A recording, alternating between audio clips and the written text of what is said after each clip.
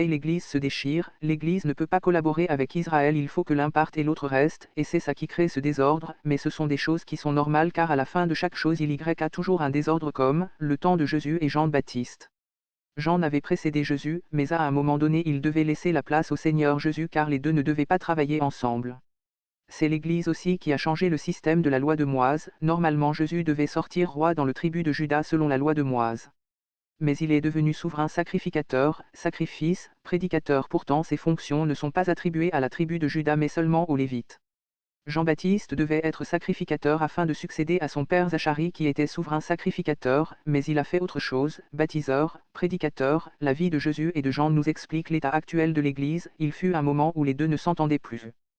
Comme Jean doutait un peu de Jésus, c'est alors que Dieu a permis qu'on puisse mettre Jean en prison afin de laisser la place à Jésus pour prêcher. C'est ce qui se passe à notre époque, Israël se réveille et l'Église est en train de s'endormir. Les Juifs veulent casser la mosquée afin de construire le temple. Le président américain a dit que Jérusalem est la capitale de Israël, cela veut dire qu'il a donné l'autorisation de construire leur temple, mais est-ce que ça sera facile de le faire? Israël en ce moment a déjà tout ce qui était dans le temple, mais il lui manque seulement le bâtiment. Or il faut qu'il ait œcuménique de religions, fausses religions, catholiques, musulmans, protestants, méthodistes, Bouddha, vaudou, Shiva, les Mayas, ils sont devenus un et c'est le Vatican qui dirige. Le pape a déclaré sur YouTube que le 14 mai 2020 le monde doit signer un pacte ou tout dans lequel tout l'univers est concerné et il a donné rendez-vous à Rome à cette date, et cet accord a été fait avec l'accord du grand imam de l'islam selon le pape. Quel est ce pacte que le monde doit signer? Et avec qui? C'est dans l'œcuménique que l'Antichrist doit sortir et les chrétiens ne doivent pas collaborer avec des religions idolâtres que la Bible Internet et de ne même pas marier leurs enfants selon la Bible. Pourtant si Israël commence à casser cette mosquée, il y aura une guerre entre le monde arabe et eux. Ça sera la tribulation selon la prophétie de la Bible, pourtant la tribulation n'est pas pour l'Église mais c'est pour Israël seulement. Et Israël va se battre pour rebâtir le troisième temple de Salomon.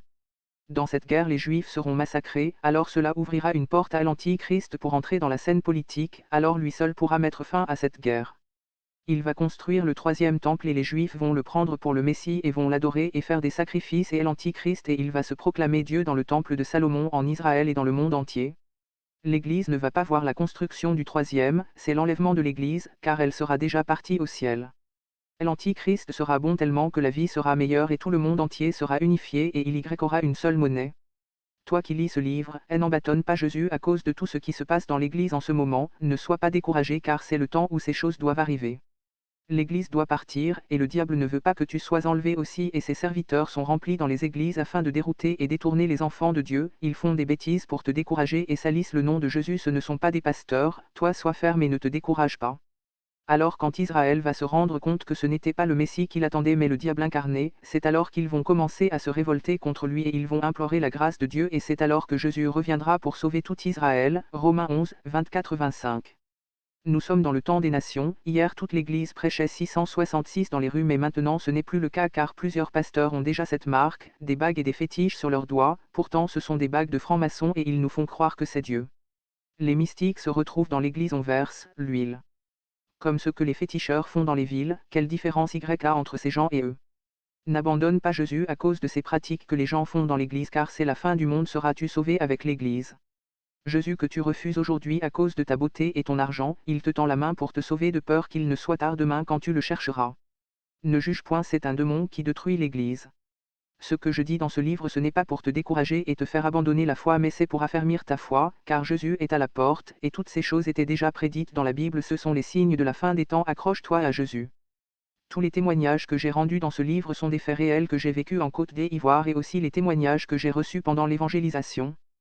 Quand Y a une foule dans les églises, les gens pensent que Y a le réveil car la foule n'est pas synonyme de réveil dans une église. Un grand pasteur connu du Nigeria, connu en Afrique, a invité un grand pasteur mondialement connu des États-Unis qui a prêché du faux. Quand Dieu créa la terre, il Y avait cet esprit de Dieu qui se mouvait au-dessus des eaux. Et les gens acclamaient sans discernement. Mais les autres pasteurs ont su que ce qu'il avait dit était pas vrai, alors ils l'ont interpellé et lui ont dit d'aller rectifier le message car il ne faut pas que les gens rentrent chez eux avec cette pensée et le pasteur humblement est retourné rectifier sa prédication. Ce témoignage m'a été raconté dans l'école théologique où j'étais au Nigeria. On ne doit pas laisser le peuple de Dieu dans l'ignorance, parce qu'avec l'ignorance il aura des conséquences comme aujourd'hui. Dans une église à Abidjan, la femme du deuxième pasteur est morte et au sein de l'église Y a eu des prophéties qui ont que ce sont les anciens de l'église qui l'ont tué et le second pasteur était aussi convaincu que c'était le cas et il quitta l'église. J'ai compris que les jugent seulement les anciens, mais oublie que le pasteur aussi a un problème, car ce n'est pas normal qu'un sorcier tue un chrétien, il peut le faire souffrir, comme le cas de Job, mais pas le tuer. Si c'est vraiment les anciens qui ont tué la femme du pasteur, c'est que ce pasteur en question n'est pas un vrai pasteur. Y a des pasteurs qui parlent mal aux fidèles, si tu ne veux pas va ailleurs, va créer ton église. Normalement dans l'église ceux qui ont droit à parler ce sont les anciens, qui peuvent mettre le pasteur sous discipline, mais aujourd'hui les anciens ne jouent plus leur rôle et l'église se détruit, ils sont corrompus par l'influence de Dieu pendant que l'église se meurt, vous rendrez compte à Dieu. La Bible dit le juste juge de tout. Un chrétien qui refuse les reproches ne peut pas aller loin avec Jésus car la Bible est elle-même un livre de reproches. Plusieurs faux utilisent ce mot pour qu'on ne dévoile pas leur œuvre diabolique dans l'église. Le diable a envoyé plusieurs de ses serviteurs dans l'église qui sont devenus des pasteurs qui font des mauvaises choses dans l'église afin de salir le nom de Jésus. Or toi qui vois toutes ces choses que les faux pasteurs ou les faux chrétiens font dans l'église, Jésus avait déjà prédit toutes ces choses alors n'abandonne pas Jésus à cause de ses faux serviteurs mais plutôt cela doit affermir ta foi en Jésus car nous sommes au temps de la fin, beaucoup ont abandonné Jésus à cause des comportements de faux pasteurs dans des églises. Cela ne doit pas te décourager mais plutôt affermir ta foi car nous sommes au temps de la fin. Jésus avait déjà prédit ce que nous voyons aujourd'hui dans la Bible, Ézéchiel 33, 1-8, chaque chrétien est une sentinelle pour l'autre, si une personne est en train de donner de faux enseignants qui ne sont pas écrits dans la Bible et qui ne sont pas bonnes, si toi tu connais la vérité et tu ne dis rien, tu n'es pas différent de celui qui détruit l'Église, alors tu deviens automatiquement disciple de Satan. Apocalypse 2:1-15, Dieu dit, ce que j'ai contre toi, parce que tu as laissé la femme Jézabel enseigner dans l'église et séduire mes serviteurs dans son impudicité, tu es coupable aux yeux de Dieu, parce que tu as laissé les gens enseignent de fausses doctrines dans l'église de Dieu, pendant que tu connaissais la vérité tu as fermé les yeux de peur qu'on ne dise que tu es en train de juger. L'église d'aujourd'hui voit le reproche comme jugement. Un bon chrétien est celui qui accepte le reproche des chrétiens tellement beaucoup de vie dans le péché, dans l'impudicité, si on revoit leurs secrets s'y crée des palabres, celui-ci aime trop juger, tu ne sais pas que la Bible dit le juste juge de tout. Plusieurs personnes ou pasteurs qui aiment ce mot, cela est dû à un comportement car ils refusent qu'on les dévoile. Je connais un pasteur qui porte une bague au doigt et chaque fois que je parle avec lui, il me dit toujours tu aimes trop juger, toi prêche seulement la parole et arrête de parler des gens. Un jour, pendant notre causerie le même pasteur me dit, pourquoi quand tu parles de Dieu tu m'agresses toujours? J'ai répondu, comment?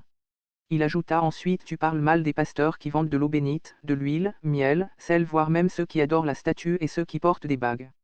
Cependant il me signifia que la bague qu'il portait est celle de Joseph et celle-ci lui donne le bonheur, attire les clients.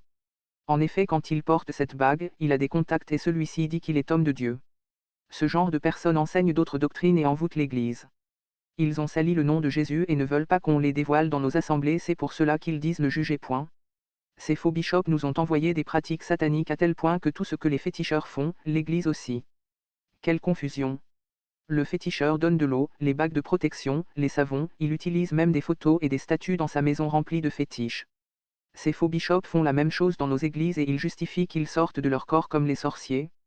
Dans le Nouveau Testament l'apôtre Philippe n'est pas sorti de son corps mais il s'est déplacé avec son corps pour rencontrer l'Éthiopien. Pourtant ces faux bishops sortent de leur corps comme des sorciers et vous ne voulez pas qu'on parle. Apocalypse. Tout ce qu'on nous prêche dans les églises doit avoir des traces dans la Bible, Acte 17 version 10-11, car plusieurs faux pasteurs sont rentrés parmi nous enseignant d'autres doctrines pour cela vérifier leur prédication à travers la Bible. Ce sont des signes de la fin, l'Église doit partir au ciel, enlèvement.